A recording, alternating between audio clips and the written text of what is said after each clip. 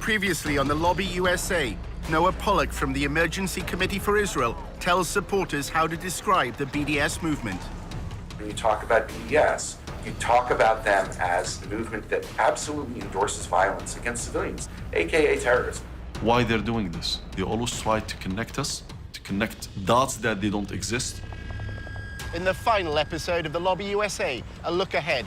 After half a century of Israeli occupation, hopes that a peace deal could create two states in the lands of historic Palestine are fading fast. So how will the lobby respond? Our man on the inside finds out.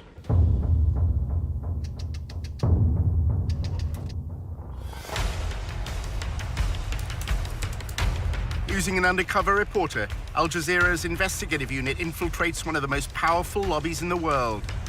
Getting $38 billion in security aid to Israel matters, which is what AIPAC is doing. We examine how the lobby, led by AIPAC, the American Israel Public Affairs Committee, has secured unwavering support in Congress. Congressmen don't do anything unless you pressure them. And the only way to do that is with money. What the lobby is all about is to make sure that Israel gets special treatment from the United States forever. But after occupying Palestinian lands for half a century, the pro-Israel lobby is facing a new challenge. We called for a full boycott of Israel, divesting from it, and eventually imposing sanctions on it to achieve UN-stipulated rights of the Palestinian people. A movement to boycott, divest, and impose sanctions on Israel, BDS, was formed on American campuses. It seems to be achieving its goals. It threatens future American support for Israel. We believe in justice for all people. That means the occupation has to end. Israel's Ministry of Strategic Affairs responded with a covert operation to defeat BDS. אתה צריך לעשות את זה עם הרבה מאוד עמימות. זה לא גוף צבאי היררכי שאם הרגנו את X, אז כל הגוף מתחתיו לא פועל. The Israeli government leverages Jewish organizations in the diaspora. Absolutely. It's a psychological campaign involving spying and smears. You discredit the messenger as a way of discrediting the message. Just stay on message. And what is that message? BDS is a hate movement. While our reporter monitored pro-Israel groups, he was asked to go undercover for the lobby. You're going into enemy territory, not for everybody.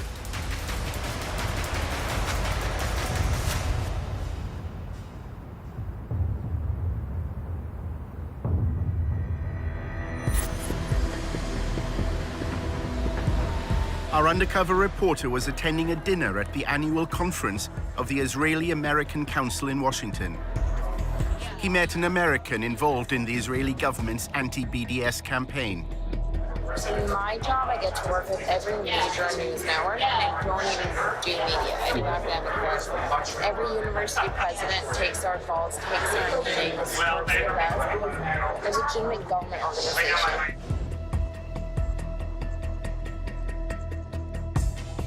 The discussion was dominated by the boycott, divestment, and sanctions movement. So many organizations focus on BDS, but for the most part, when it comes to BDS, we're very behind the scenes. I'm meeting with university presidents, faculty, students, but what they're doing is building relationships with local politicians, making sure that politicians know to turn to them when Israel-sensitive things come to the table.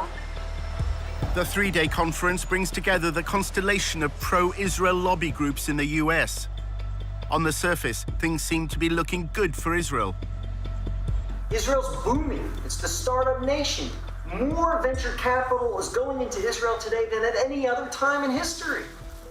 So why don't we just calm down, realize that BDS is worthless, it's losing, and ignore it.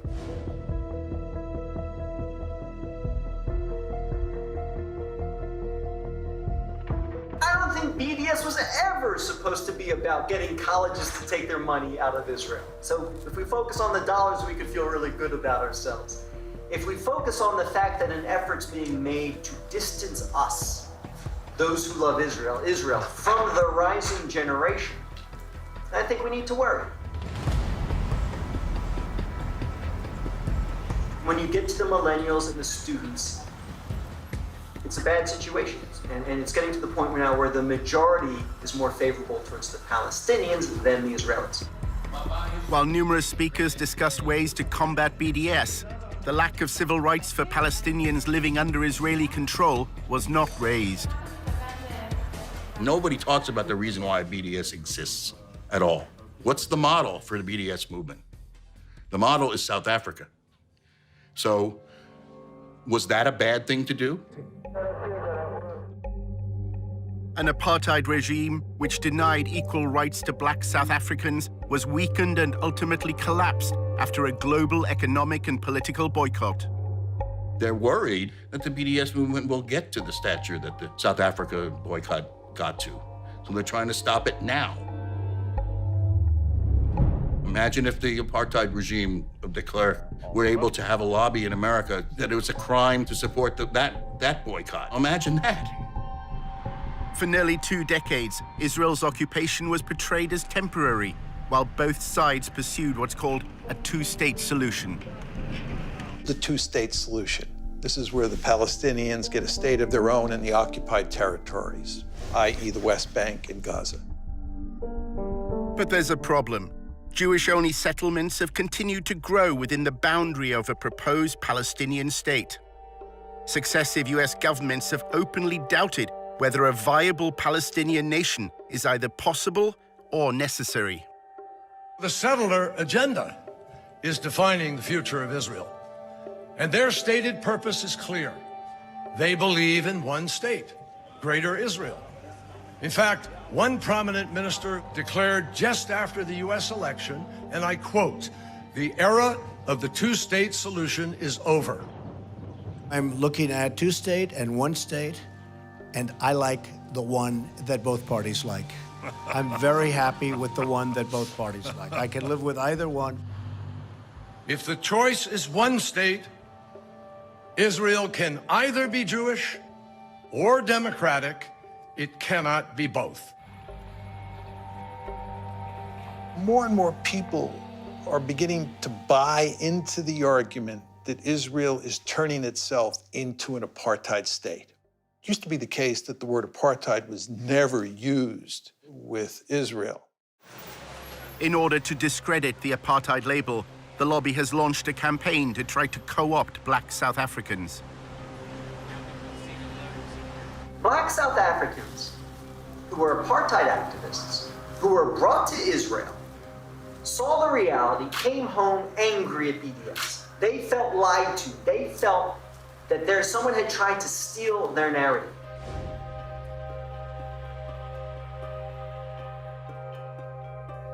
This is an effective tool.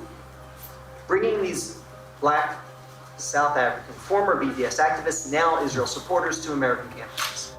During his volunteership, Tony learned that the Israel Project has been developing a strategy called Stop Stealing My Apartheid. The plan is to feed articles written by black South Africans into the American media, claiming that BDS has distorted their history. If you're disgusted by segregation in this country, if you're disgusted by South African apartheid, then you should also be disgusted by Israeli apartheid. Another workshop was addressed by Israeli diplomats from consulates in the U.S. Black Lives Matter had attracted particular criticism after voicing support for the BDS movement.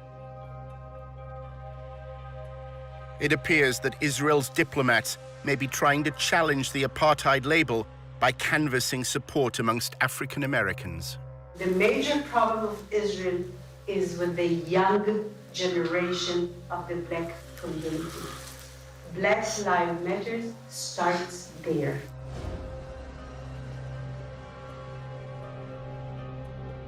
I had last week a dinner, sit-down dinner at my house with 40 people, which are considered the leadership of the black community, and it's very important people. They can be part of our doing an activity.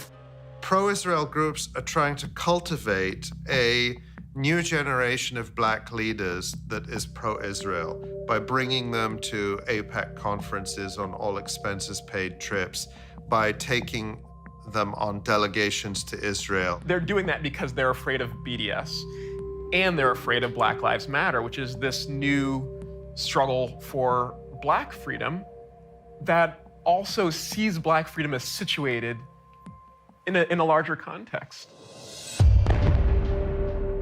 In 2014, Israel launched a siege of Gaza. In the same summer, police in Ferguson killed Mike Brown, and Ferguson rose up.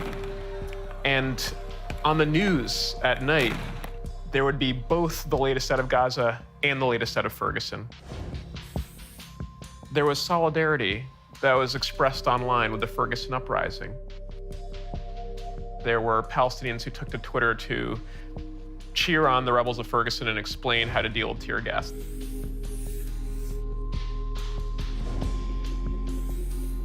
Israel's diplomats have responded by evoking the legacy of Martin Luther King, claiming that the campaign for Palestinian civil rights bears no resemblance to the civil rights movement in America. Dr. Clarence B. Jones, who wrote the draft speech for Martin Luther King, I Have a Dream. He was his lawyer, he was his close friend. He was somebody that I reached out to. He became a very close and personal friend.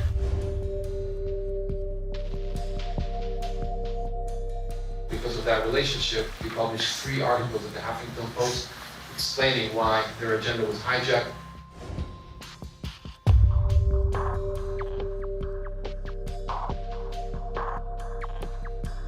Martin Luther King will turn in his grave if he saw the anti-Israel tendencies or policies that are starting to emerge within Black Lives Matter. There's something on one hand laughable about it, but there's something also really insidious about this. You're using the credibility of a freedom struggle to try to oppose another freedom struggle. And I think that that's appalling. Soon after Black Lives Matter declared support for BDS, a fundraiser at a New York nightclub was suddenly cancelled. The venue's management said it didn't approve of the movement's stance on Israel. Tony was told by his boss, Eric, that the Israel Project was behind the decision. I don't know if you saw, but this club, ditched a Black Lives Matter event.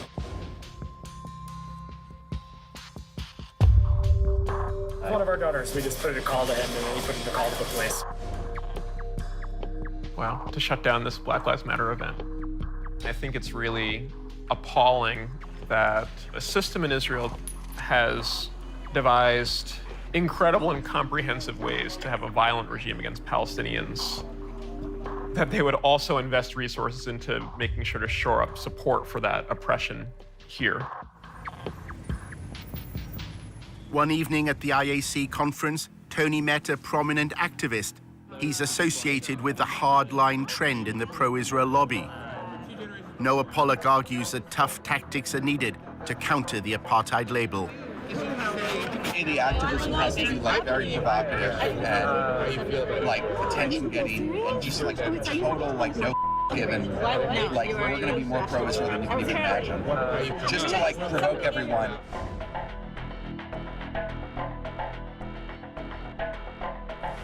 Pollock believes the American public, unlike those in Britain, will accept his gloves-off strategy. The majority of Americans are pro-Israel. Whereas if you take a poll of Israel in the UK, it's just pure hatred of Israel. Your country, basically let half of Pakistan move in. So you have a different problem than we do here. Tony was told of a demonstration that Noah Pollock was organizing. A bus took protesters to an event organized by the pro-BDS movement, Students for Justice in Palestine. Hey man, I'm Tony. Marshall. Nice to meet you. This is one of those things where either it's going to be amazing and we're going to defeat BDS, or we're just broken. You can't beat them, join them. I'm obsessed with winning, so I just want to win. So I want to win something. They don't win anymore. The protesters are on a fellowship program run by a conservative think tank called the Hoover Institution. The whole fellowship is describing it. It's you guys are being foot soldiers of the conservative movement. This is actually the first foot soldier activity that I think we've been forced to do. Tony, what's your connection to the conspiracy that we're all part of? Yeah, the Israel Project. So you can't not come. Their plan is to disrupt the National Conference of Students for Justice in Palestine. Marshall said that the pro-Israel protest had been poorly planned. It's a very fly-by-the-pants procedure. It was basically just like Noah Pollock coming and being like, look, there are these jihadis who basically support suicide bombing, and they're at a campus, and you have to stop them. A chance to shout at Arabs? As we're leaving, we mentioned to our boss yesterday that we're going. She's like, oh yeah, that's mandatory. You need to go. While they've been told they have to take part in the protest, not everyone on the bus is convinced it's good for their reputation. Do you know what my worst nightmare is? I'm actually not kidding. It's a photo of Dion and I together, and we're just like clearly identifiable. And they're like, "Oh, who are these like traitors who sold out to the Jewish conspiracy for money?" I'm like, "We did. We cost $50,000 plus benefits." As the bus leaves, they discuss whether there's any point in staging the protest. I'm just skeptical. Of using the protesting tactic against them? That's not our demographic. They don't like The reason protests work is when like the people involved really care about it and like want to be there. But that's what we're supposed to do because they keep existing and they keep expanding. And no matter how many lawmakers come out against BDS, they keep growing. Well, no, you're right. Like, we should do something, but at the end of the day, like, the notion that the right is ever going to dominate any sort of campus protest is ridiculous. You can't just let them. No, I'm not saying that. I'm just saying And that's what happened. If I were a high-level Jewish doer, I would be, like, a little more realistic about the expectations. So what would you do if you were a high-level Jewish doer? I continue to do what you're doing, which is focusing on the actual power structures that use power structures in themselves. Like, the reality is there's not a single college president in this country that would actually sign BDS. There is not a single... They all allow SJP to exist on their campus. Because of free speech, they cannot let them. So what are they supposed to do about it? When a protest is sponsored and organized by outsiders, but made to appear like a popular grassroots movement, it's known as astroturfing. They did a really job of getting me excited to show up and protest. It's kind of the way you're putting it kind of sounds a bit like astroturfing. No. This is astroturfing. No, this is actually the definition. There's a bus. What does that mean? It's when you set up things. It's the difference between grassroots and astroturf.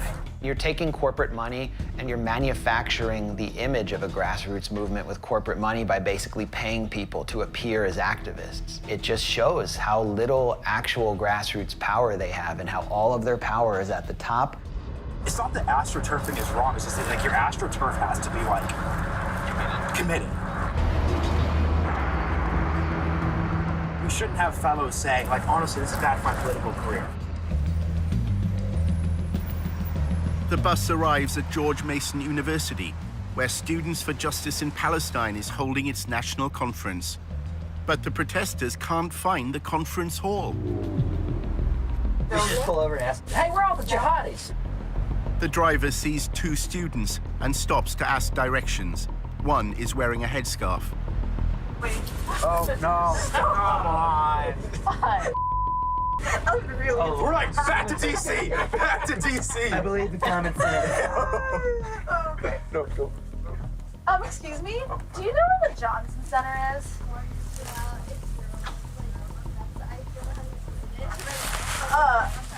Okay, just like go back down this. Okay, thank you. That was problematic. So this is off to a good start.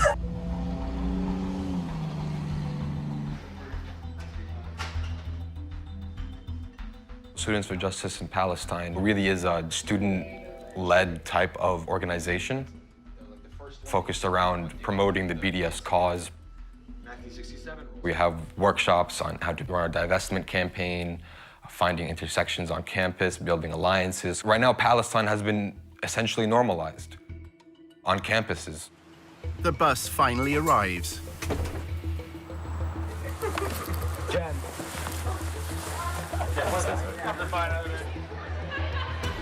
Noah Pollock's protest is not a student event. To avoid breaking university regulations, he's arranged a legal briefing. The SJP conference is on the 3rd floor, and we're going to go up and in a respectful and quiet way protest them. Yael is a legal expert and is going to talk a little bit about that. We are here, of course, as guests of the university. So we don't want to be accused of disrupting a school-sponsored activity.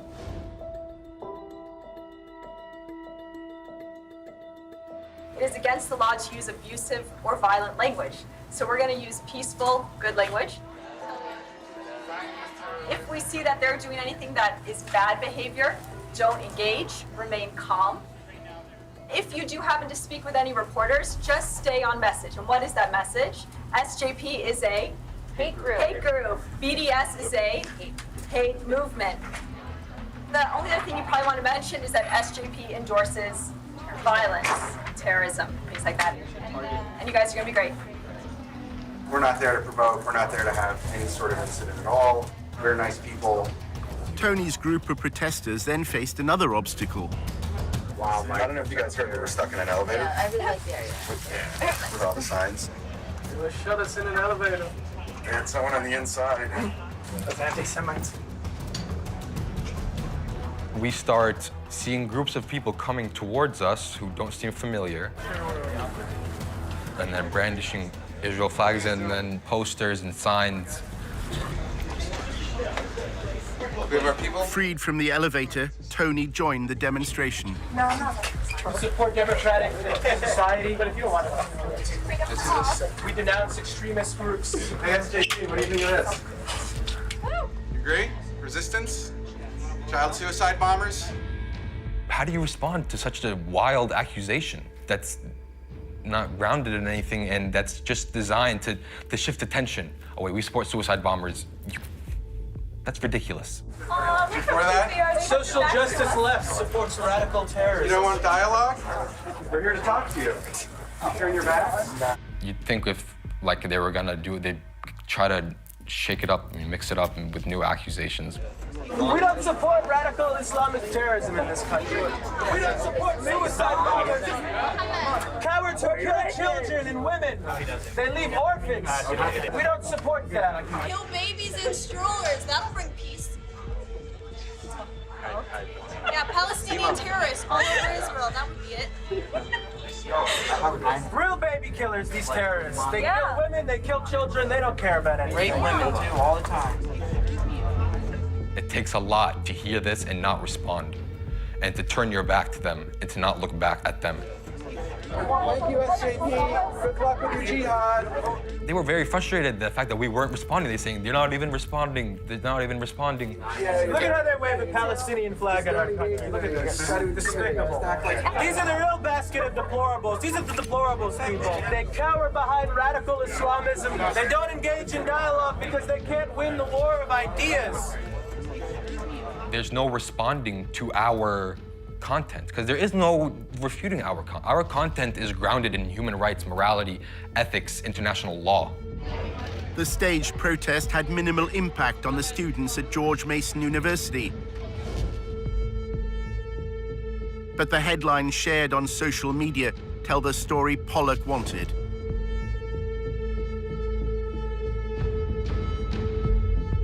Yeah, let's head back to headquarters for debriefing and cocktails. In part 2, a looming crisis for the lobby. AIPAC is not representative of the American Jewish community. There used to be actually widespread public support for Israel in the United States. The foundation that AIPAC sat on is rotting.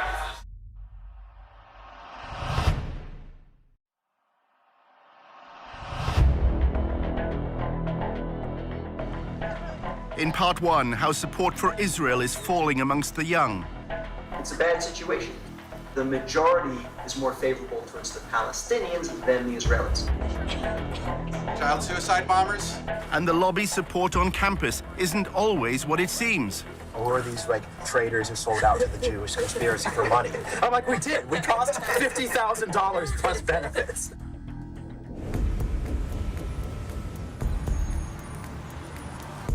Tony went to see his boss at the Israel Project, which is known as TIP, for brunch.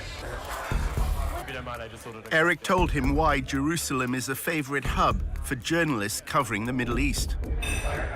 One of the reasons why Israel's covered disproportionately is the overwhelming majority of journalists covering the Middle East are based in Jerusalem.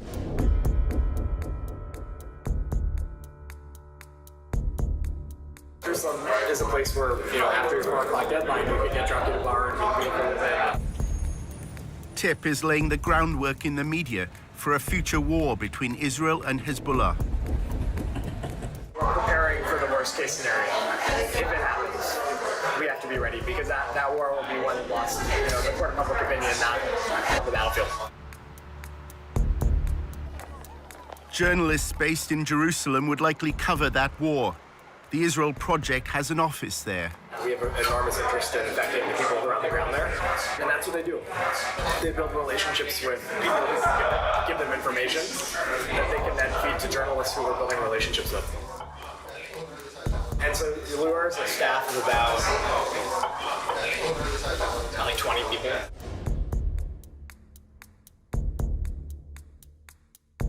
He was chief of staff of the Israeli embassy in D.C. for many years. He's a veteran of Israeli politics, but he was like spokesman for a bunch of government ministries. So he's got a real expertise in dealing with the press. He's an expert at making their jobs easier. So, for instance, we actually now, when there's a terror attack in Israel, our staff gets to the scene usually before the press does. Just because Luar is so good. They bulletproof vests on, they have cameras, and as soon as there's on Twitter an attack, we have like 4 guys at the scene. Breaking news overseas, a shooting in the heart of Tel Aviv. He has this rapid response team where he has people strategically placed around the country. So if there's an attack, like the Sorona attack in Sorona Market in Tel Aviv. Clearly an attack on a soft target right now based on all the initial preliminary details we're getting from this very fast developing story. They take pictures and they get testimonies. By the time the press gets there, we do their job well. They need quote, they need information, they need a picture, a video clip, and full service, shot. We just give them. This is new video that just came in, and it shows people in the chaos after this happened, as it is night in Tel Aviv. By the time the press got there, we were able to help affect the narrative because, they're all scrambling. They need to get stuff to their editors immediately on what happened back in Brussels or Washington, and we're able to get them information. A TIP employee was interviewed by Fox News. Liat Delongovitz, who is live with us on the scene, works for the Israeli Project, which puts out news to the foreign press there. Hi, I'm here on the scene. I arrived fairly early. They use children to protect. The former CNN correspondent Jim Clancy first reported on the Middle East in the early 1980s. Those boundaries. When TIP begins interacting with journalists and suggesting the lines and suggesting the interviews, then it's not journalism anymore, it's just propaganda. Liat Delongovitz, who is on scene, again, works for the Israel Project, which works to put news out to the foreign press.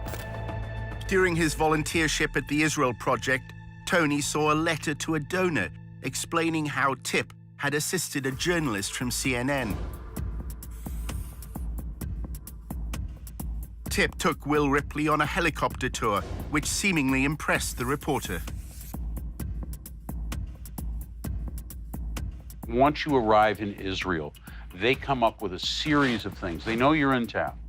They have your number. You get the helicopter tour. That's fun. You get some video that you can use in your reporting. And then they sponsor trips like this one with special access to people that they know, and they can set it up. I visited the Israeli side of the border with Gaza and can tell you the tension there is palpable. Hamas leaders have stated that they are aggressively expanding their underground labyrinth of tunnels. This won't help. The safe room won't protect you from a tunnel attack. Not from that. It's a very compelling report, but it's based on an absolute lie. And there are even reports from some residents they are hearing digging underground. The premise of the report is that Palestinians are digging tunnels in order to come up into the bedrooms of Israeli children and to kidnap them or kill them or terrorize them. The document Tony saw claimed the TIP's influence created one of the fairest reports on Israel shown recently on a major broadcaster. For those living close to Gaza, it seems only a matter of time before it happens again. It keeps me awake at night. There isn't one recorded case of these tunnels being used to attack Israeli civilians. The report was presented solely from one side. The Israel Defense Forces say the average Hamas tunnel is 3 kilometers, nearly 2 miles, costing millions of dollars and tons of valuable concrete, resources badly needed by the long-suffering people of Gaza to rebuild their cities. TIP fully knows that if you're the journalist in Gaza who's doing a report with Hamas sources, your office is damn well going to require that you put in an Israeli voice to counter some of the things that are said there. They well know that if you are on the Israeli side doing a report with mostly Israeli sources, that same pressure will not be applied. You will be allowed to go ahead without trying to get the other side of the story. Why is that? That's because TIP is powerful, and they're going to hold journalists to account. Dedicated to changing people's minds. TIP's promotional video explains its role. We don't attack the media. We become a trusted partner and resource, bringing integrity and facts to the coverage. After an exchange of tweets concerning the Charlie Hebdo attacks in 2015, Clancy left CNN. He is unable to discuss his departure for legal reasons, but recalled instances when the pro-Israeli lobby exerted influence. The big media companies will tell you that, well, maybe they won't tell you this, but they have been harassed. If they had Palestinian journalists who knew the ins and outs of the Palestinian Authority, for example, they were blatantly told to get rid of them, that they weren't trustworthy journalists. Whatever a journalist reports, if it's not liked by whether it's TIP or people within the government, they will put pressure on the media houses, the big networks. TIP's online promotion claims it shapes the way Israel is framed in the international media. TIP changes the way thousands of media reports appear every year. And then we add platforms of our own, getting people talking, taking command of the conversation. This last week, when I was there, I met with both Herzog and Netanyahu.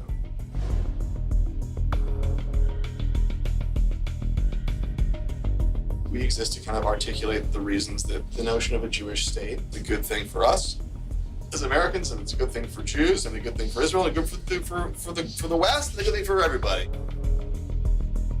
Block describes the pro-Israel lobby as a three-legged stool, propped up by influencing Congress, shaping policy through think tanks, and thirdly, TIP's role, managing the public discourse. You've got the lobbying, the politics, and you've got the ideas and think tanks, but you can't define the meaning of those ideas. Other people are doing it for you, then the third leg of the stool is there and it falls over. He's brilliant in like a mad scientist sort of way. He was AIPAC spokesman, and he was like the troublemaker. He's always breaking the rules, but always getting done. He's very effective at strategic communications and dealing with journalists. At AIPAC, he was the man. I mean, he could get anything on the front page of the Washington Post. The most effective thing you can do in Washington is both explain your point of view and explain why other people disagree with it. Everybody knows that people come with perspectives. Reporters and people, they live in a sophisticated world. But the question is, are you credible? The Israel Project gained notoriety in 2009 after an internal policy document was leaked. It was a phrase book for pro-Israel advocates. Key phrases, words that work, were determined from focus groups. Israel wants peace. I want peace. We want to move forward in peace. We want to start negotiations immediately.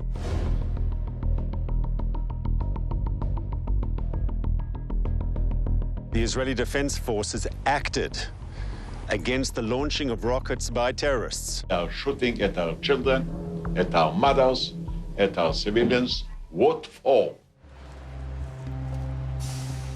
Stuff that's data-driven. We do a lot of polling. Every month we do a national poll, exactly looking for these kinds of messages that work.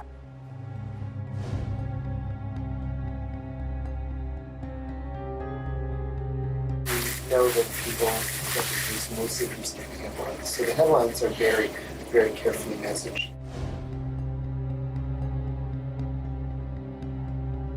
If all Palestinians can be referred to as terrorists, as in a terrorist attack, they've won a battle. They've won a battle because that headline will be seen by probably 50 times more people than those who actually went into the article and read the details about it. We don't have any reporters, we just have 3 people who churn out carefully crafted headlines with article text that convinces you that the headline is true. They understand that it's just the 5-word headline or the 6-word headline that carries the message. The point is never to get to the real debate.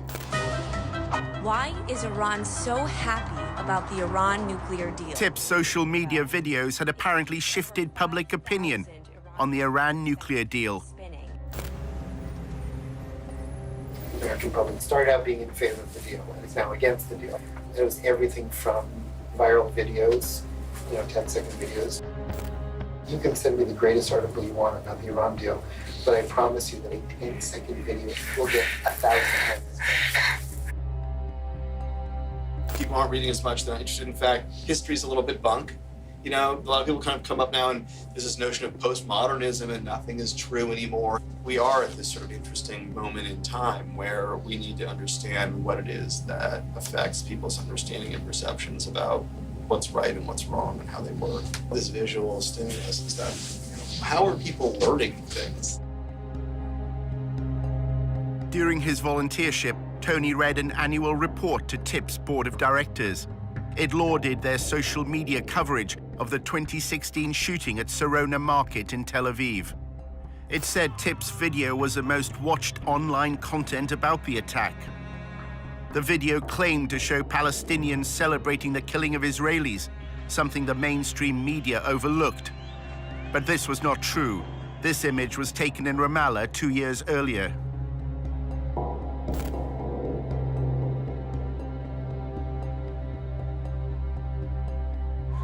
There are also other things that we do that are completely off the radar. When we work together with a lot of other organizations, we produce content that they then publish with their own name on it. The Israel Project is supplying what it calls white label, that is unbranded content, to other outlets. We're putting together a lot of pro-Israel media through various social media channels that aren't the Israel Project's channel.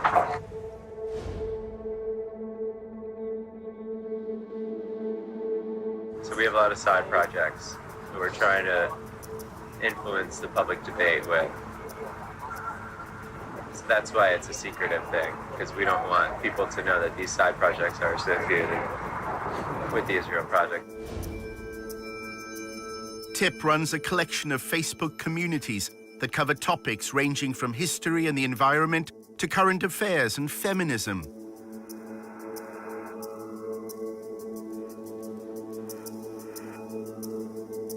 But their affiliations to the Israel Project are deliberately vague. Why is it that they can't be connected to the Israel Project? I think it's because we want people to view them as objectively as possible.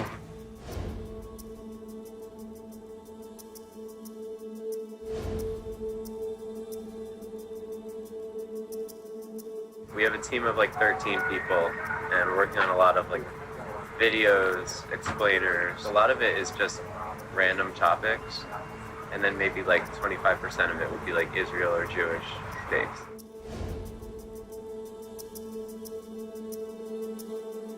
The Israel brand is increasingly toxic. So you can't sell Israel directly. You have to have sort of other hip stuff that's just very innocuous, fun, and then from time to time you're going to slip something about Israel in.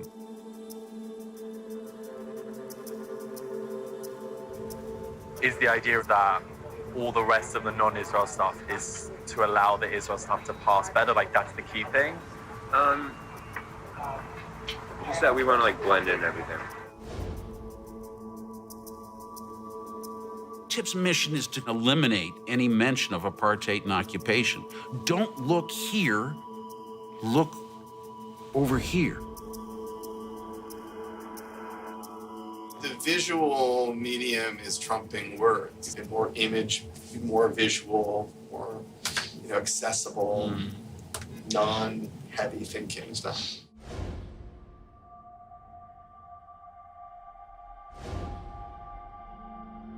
Kittens are easy to sell.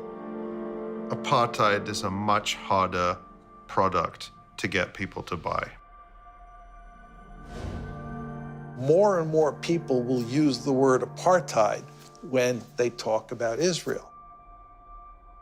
The end result is that the lobby has to work extremely hard today and will have to work even harder over time to defend Israel. And of course, in part, this means doing everything that can be done here in the United States and in the West more generally to discredit the BDS movement, because the BDS movement is so dangerous to Israel.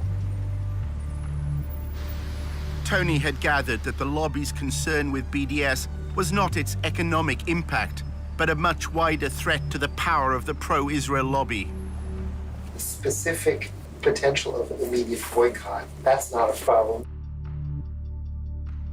It's a bigger problem is the Democratic Party, the Bernie Sanders people, bringing all these anti-Israel people, and the Democratic Party being pro-Israel is less of a bipartisan issue. And then, every time the White House changes, policies towards Israel change, and that becomes a dangerous thing for Israel. There is an actually important battle being fought on the campuses. For half a century, bipartisanship has been the cornerstone of AIPAC's success, as its website video explains. By some measures, Democrats and Republicans are more divided today than at any other time in the last 2 decades. But America's support for Israel transcends partisan politics. So when it comes to strengthening America's relationship with Israel, support must come from both sides of the aisle. That's where AIPAC comes in. What's begun to happen over the past decade is that support for Israel has begun to wither away in the Democratic Party. And in contrast, support for Israel in the Republican Party has begun to increase. And what you see is there is a substantial difference today in support for Israel in the two parties.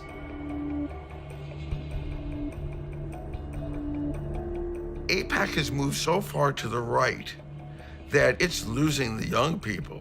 By the time of the next presidential election, Democrats will not glibly, in a debate, say they're running for president, and I love Israel, and I'm a diehard supporter of Israel. The terrain has changed dramatically. If you look at the changing demographics in the United States and what people's views are towards Israel and Israel's policies, it's only a matter of time before that trickles up to elected officials. I think it's inevitable. The kind of shift they fear is the one that happened over same-sex marriage. You know, it was only a short few years ago that high majorities in the United States were opposed to same-sex marriage. That change happened within the space of a decade. The Israel lobby will look at something like that and say it wouldn't take much for that kind of historic sea change to happen with respect for US support for Israel.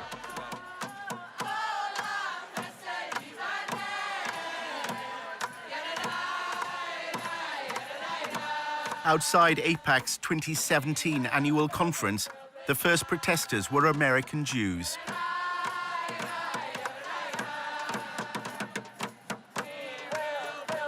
AIPAC is facing a challenge from the constituency whose views it was formed to represent. AIPAC does not represent the American Jewish community. A majority of American Jews are opposed to the policies of the State of Israel.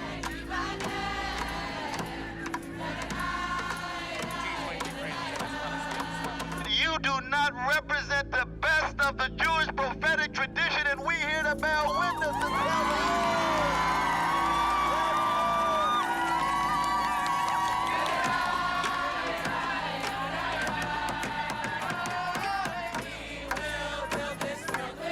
One of the groups involved was Jewish Voice for Peace. The work that Jewish Voice for Peace does is grounded in Jewish tradition, the most basic Jewish and human values that every single person has inherent worth and dignity and should be treated with respect. We then see what's happening to Palestinians, the occupation, the displacement, the inequality, and say we need to end those things. or that they must attend You know, they're all crazy liberals. As far as I'm concerned, American Jews had one job, which was to preserve Jewish identity from one generation to the next. They failed. So I don't think they have any place to be telling Israel what's what. And if they choose to stop giving money to Israel, Israel will find money elsewhere.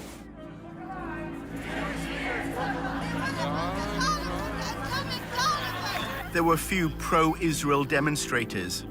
Most wanted to project their strength through Israel's relationship with the United States.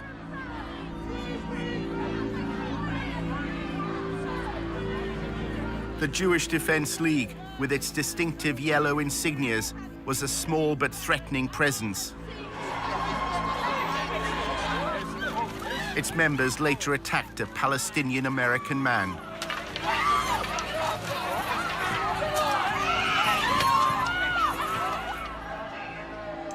There's all sorts of survey data. For American Jews under the age of 30, only 32% said that a close attachment to Israel was important to them in terms of what it meant to be Jewish. The more and more young American Jews become aware of what the Israelis are doing to the Palestinians and how indefensible that is, at least in terms of Western values, the more difficult it will be to get those younger American Jews to feel a deep commitment to the state of Israel. I can't breathe! I can't go! American Jews are even taking their protest to Jerusalem. The Israeli government official who launched a covert campaign to spy on American citizens recognizes that Israel is facing a generational time bomb.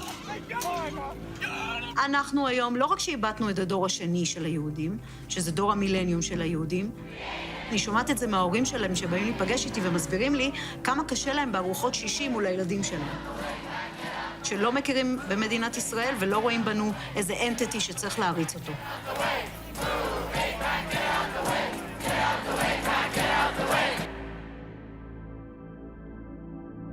During Tony's volunteership at TIP, his supervisor, Eric, said he's looking to a future when the pro-Israel lobby will be unable to rely on AIPAC's influence in Congress. He said they faced a major challenge and a big bowling ball was being hurled towards them. They needed to get on the bowling ball and start dancing.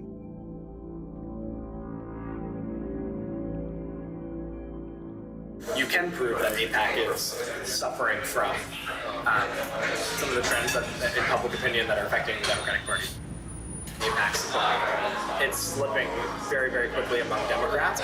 They're not going to be able to maintain the bipartisan support. So I always say that the foundation that AIPAC sat on is rotting. And there used to be actually widespread public support for Israel in the United States. And so I don't think that AIPAC is going to remain as influential as it is. I don't think AIPAC's the tip of the spear anymore, which is worrisome because who is?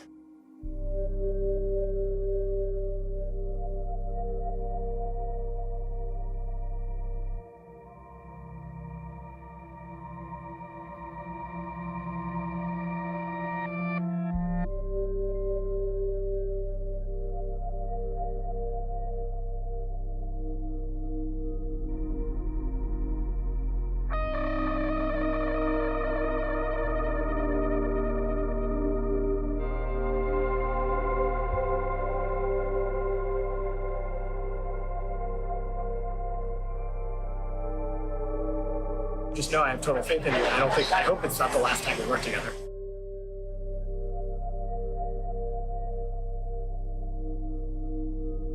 Full disclosure, I would love it if you came to work for me. I need someone who is like a team player, hardworking, excited, passionate, curious, well-rounded, well-spoken, well-written. You're all of those things.